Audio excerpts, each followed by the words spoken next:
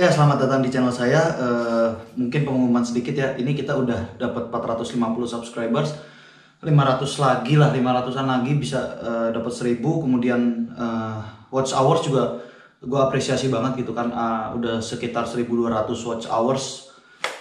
Dan gue cuma mengingatkan ya bahwa channel ini adalah channel edukasi yang pada intinya nanti kalau misalnya sudah bisa dimonetasi, maka hasil dari monetasi itu akan gue bagi-bagikan gitu. Jadi nggak bakal gue makan sendiri, nanti juga bakal terbuka berapa dapetnya kalau misalnya emang bisa dibagikan dan lain sebagainya gitu kan.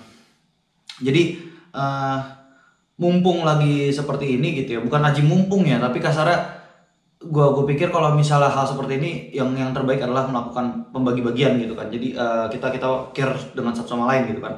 Jadi kalau misalnya emang lu seneng sama channel gue, lu bisa subs, bisa bantu subscribers, bisa bantu like, bisa bantu komen, atau bahkan bisa bantu sharing ke teman-teman lu yang lain yang seneng dengan otomotif. Oke, ini adalah part 3. Gue bakal melanjutin bahasan yang kemarin. Ini whiteboardnya kebalik. Jadi gue bakal melanjutin bahasan yang kemarin, semoga cepet. Jadi gue akan bahas soal timing ya gitu. Gue akan bahas soal timing. Ini tentang mesin 2 tak masih sama gitu ya.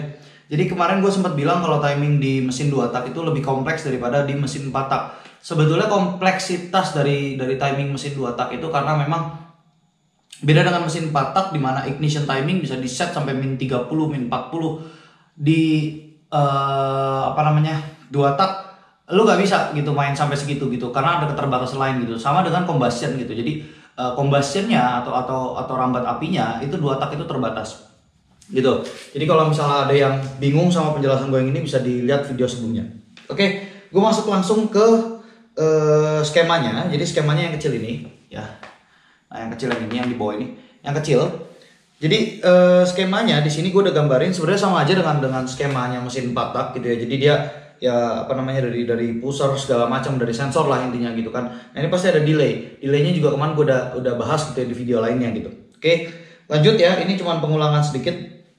Kemudian di sini ada satu skema ya yang cukup menarik pada timing pembakaran mesin 2 tak, yaitu pembatasannya adalah di lubang exhaust. Jadi seperti yang semua udah tahu gitu ya, 2 tak itu nggak punya klep yang bentuknya begitu gitu ya, mayoritas nggak punya klep yang bentuk seperti itu, sehingga lubang exhaustnya itu ditutup sama piston gitu. Jadi kalau lu lihat pistonnya itu panjang-panjang gitu ya, ini piston aja segede gini gitu ya.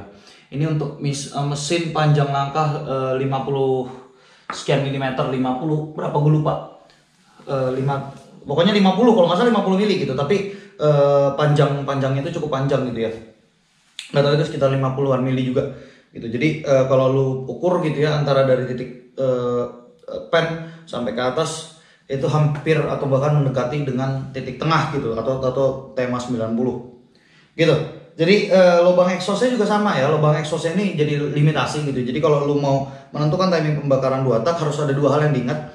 Jadi gue di sini udah menggambarkan satu skema gitu ya. Yang pertama, kemarin udah dibahas ya soal cara menghitungnya, berapa derajat itu udah dihitung gitu ya. Jadi dengan asumsi yang sama, struk 50 mm dengan panjang dari atas linear gitu ya sampai ke titik mati atas gitu ya, itu adalah 2 mm.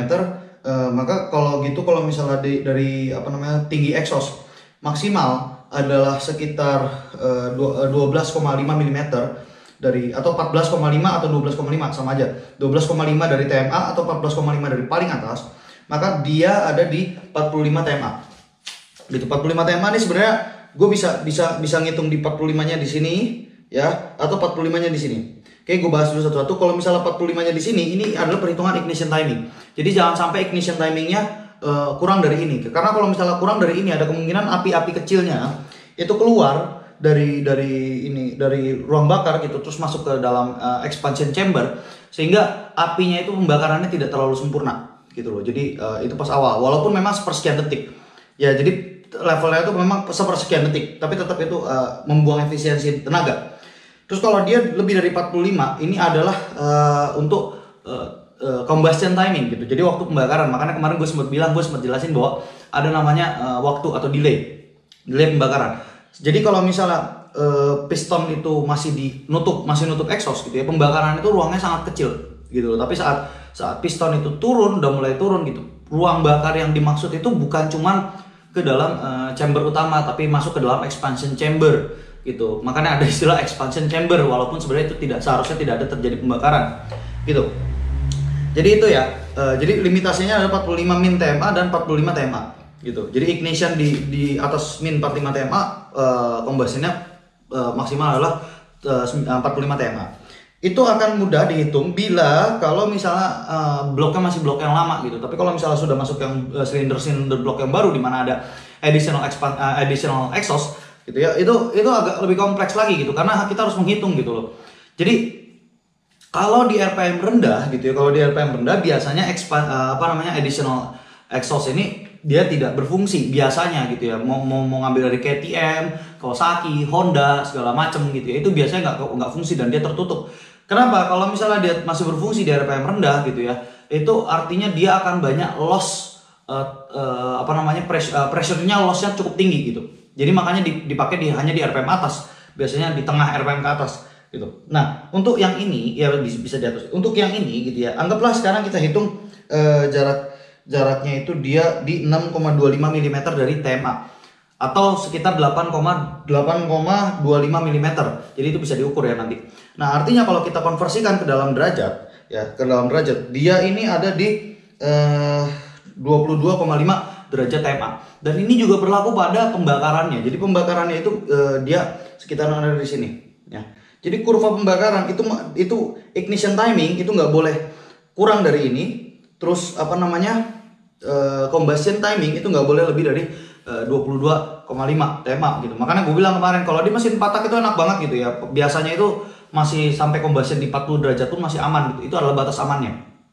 Sementara yang jadi masalah, karena ini terbuka di RPM atas, semakin tinggi RPM, jadi balik lagi ya ke konsepnya, semakin tinggi RPM, maka delay pembakaran, entah dari ini pulsar atau segala macam, anggaplah ini sudah tidak dianggap lagi ya, timing ini sudah tidak dianggap lagi, karena kita hanya menghitung dari ignition sampai combustion.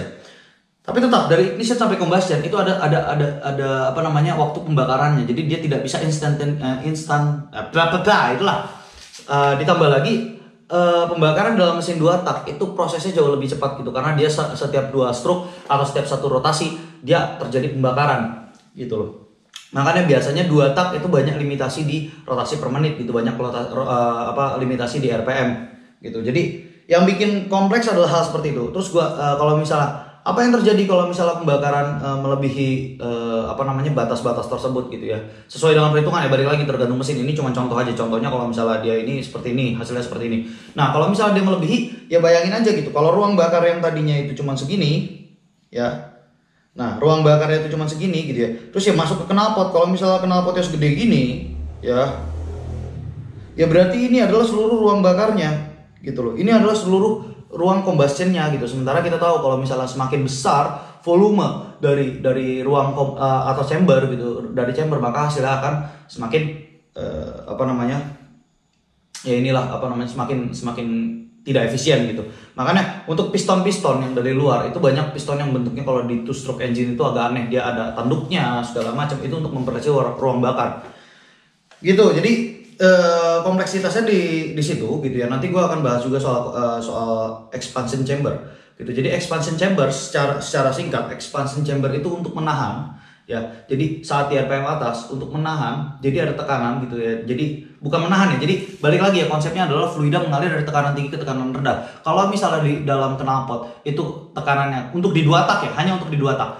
Kalau di dalam knalpot tekanannya itu benar-benar 0 APM atau bahkan katakanlah 1 APM gitu ya, sangat rendah dibandingkan dengan tekanan dalam mesin yang bisa sampai ratusan PSI gitu. Berapa tuh APM? Tinggal dihitung sendiri aja.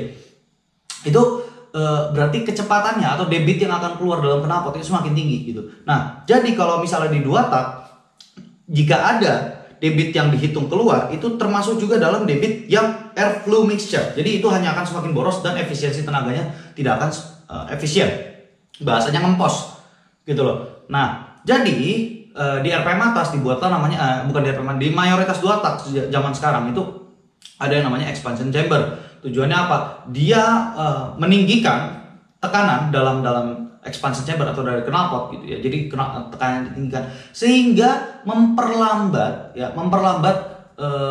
airflow speed gitu loh. Jadi ini sebuah kontradiksi dari mesin 4 tak gitu. Jadi kalau misalnya hal seperti itu, maka saat exhaustnya ketutup karena atau debit yang keluar itu semakin sedikit, maka nilai atau airflow mixture yang ada di mesin di dalam chamber itu cukup tinggi gitu. Jadi konteksnya itu ya itu tadi, kita harus bisa menghitung berapa TMA segala macam gitu kan. Nah itu gitu loh. Jadi kompleksnya di situ. Semoga bisa dipahami. Untuk selanjutnya gue mungkin akan bahas soal expansion chamber, termasuk pada mesin 4 tak. Sekian dari gue, Green Wombat out.